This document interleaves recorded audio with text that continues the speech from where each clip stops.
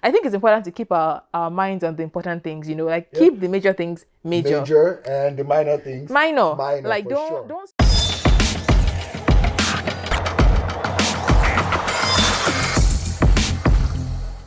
Hi everyone, welcome back to Newspring's YouTube channel. My name is Obi. And I'm Fopsy. Yes, Fopsy, my wife. And we are so glad to be here again. And we are still talking about relationship. And some of the questions that we've been addressing, we have pulled for some of our events. Our persons have sent in their questions. And today again, we're going to be talking about a question. I'll let Fopsy go ahead and ask the question. Okay. So this question is about, the list. So the question is, how do you figure out what on your list is not that serious and what is non-negotiable?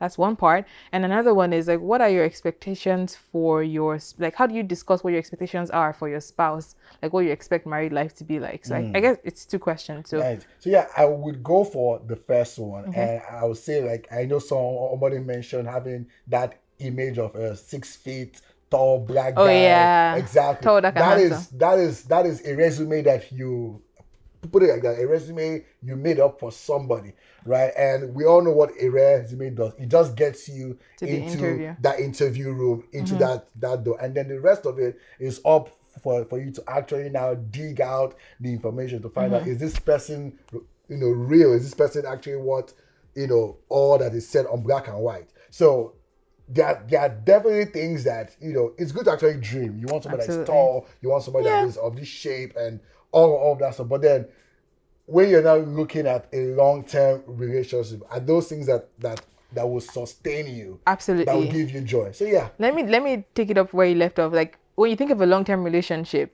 what is actually important? Like this pandemic has just made it all the more real to me that most of your time in a marriage is just spent living with each other. Life experience. Like you're not necessarily, you're not going to be having sex 24/7. You're not even having it that much. Yeah, you're not going to be I don't know, lovey-dovey all the time. It's mostly just experiencing life together. Yeah. So I think that the things that you should prioritize are the values that help you to either enjoy life together or that things that could make it hard to enjoy life together. So an example would be during this pandemic, it would suck to really be living with someone who is very negative with their words. Imagine waking up to whining every day. That would be quite stressful. And this thing is still on right now. That's one thing. Imagine that as you might have gained a couple pounds, somebody is just there highlighting all the things. Exactly. No. So it's important to, and that's one part. In the pandemic, or even let's say there's no pandemic, you're going to work every day, you're living together, you're sharing chores. Does their height help you wash plates? Nope. Does the six abs, does it help you to, take care of children? If you're having a difficult time, let's say, for example, one person lost a job, right? What are the values that help you to live together and to enjoy life despite challenges, in the highs and the lows? I think it's important to keep our minds on the important things, keep the major things major. Major and the minor things minor. Don't stress over little things. Now, having said that, it's still quite important to, if something is important to you, don't downplay it. Yep. So I like that I wake up every morning, I'm like, oh, Ovi, you actually look quite handsome today. And I appreciate that. Yes. I appreciate that. I get to enjoy that. And I think that I don't want to downplay the importance of beauty and all of that, but it's just the package. It's the wrapping. Yeah. So what's inside? And like the example he was giving earlier of a resume. So let's say you get attracted to something. It's usually the outer thing that attracts you, right? Yeah. But then you see something that's like, okay, it kind of seems like my type, but I'm not too sure. Don't now say you will not give the person a chance at all. You wouldn't even have a conversation to see maybe there is more in there. Because sometimes you're surprised by what's in there. So don't miss out on awesome people just because you can't see beyond the package they come in. Now, the package is important because sometimes it's a reflection of how much they care. Who they really are. I give the example of why won't you make the effort to, dress up, iron your clothes when necessary, comb your hair, cut your hair, mouthwash, look good, smell good. Those feel things good. are important. So if you're not making the effort, maybe it's a reflection of what's it deep down. But I agree with you, and for sure that like you said, there are some things that you can't change in a person. Right. So don't put in so much effort trying to change somebody, because they've been who they are all this while before they met you. So the likelihood that because of the things that you like in them, and then you want them to actually bring it out. They might do it from the initial start, but then is it sustainable? Is it sustainable for 5 years, for 10 years, when the kids are everywhere, when you have a job to go to, or somebody loses someone, maybe a dad or a mom, the real character comes out at low times, right? So yeah. There's so much you can talk about, but what we're saying here for this question before we hop into the next one is that, like, don't major in minors. Like, don't focus on the things that are not super important, and make sure that you're keeping that in mind, that this beauty thing, it fades. So the other one that we asked was, what are your expectations for your future spouse in various areas? And I think that can be a guide on deciding what is important and what is not, right? So for me, I kind of joke that I've been saying that my destiny is loud. I just knew that I was going to blow somehow, whether it be like, I feel like at work, or in like writing books, I'm not like necessarily quiet, and I felt like I needed somebody that was to match her that vibe, was fine, right? With me potentially being in the spotlight. Exactly. Like, I don't think I'm anywhere near where I could be, but I thought that was important. So if I had met somebody that maybe earning more than him would be a problem, or like having to support me for things would be a problem, then I would have felt like that was not a good fit. So like, knowing that for myself, I felt like it was important to find someone that was supportive. Now, other expectations for your spouse can include things like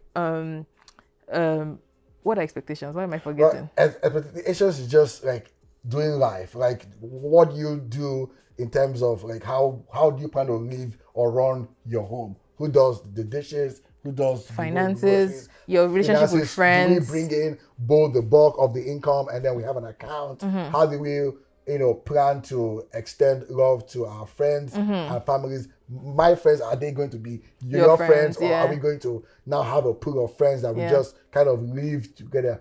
Expectations on like your faith. How much would you consider I have to, submit things to God and submit to my spouse? Even the big topic of headship and submission, like what does that mean to you, and like how do you expect that to play out in the marriage? Again, you might not have all the fine details, but I think it's good to have this conversation so you can see how the person thinks, and you can see if their ideologies are matching your own, or if there's like major differences that need to be addressed.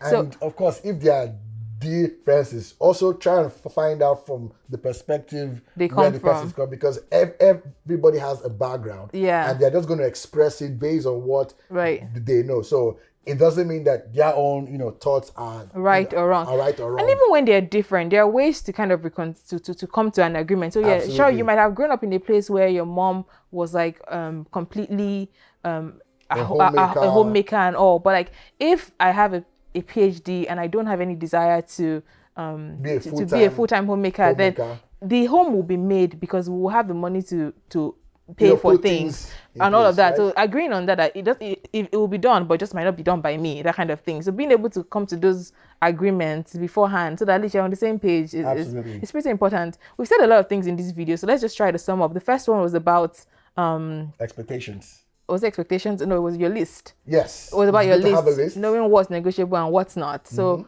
how do you summarize that point? Well, just knowing that you have something that appeals to you, and that is what you'll be attracted to. And when you see it, you should be able to also, accept that, okay, these are the things I like. And then if you don't check all the boxes, we can still have a deal. We can still put things together and, show me what else that I did not put on my list. Right? What else is it that the person has that is not on your list? Is not your list. That might be a beautiful add-on, And then the second question was about expectations for married living.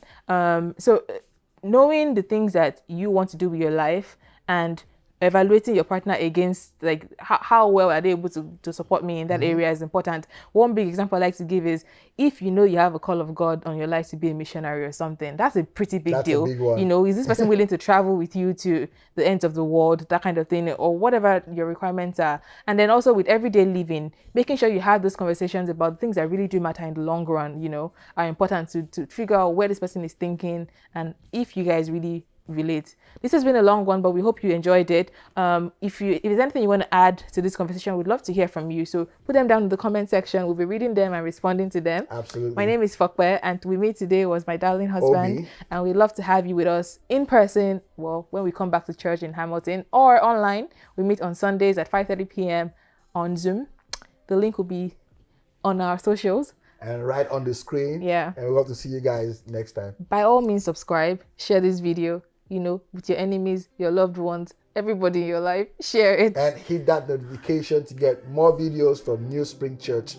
We'll see you guys in the next video. Bye. Bye.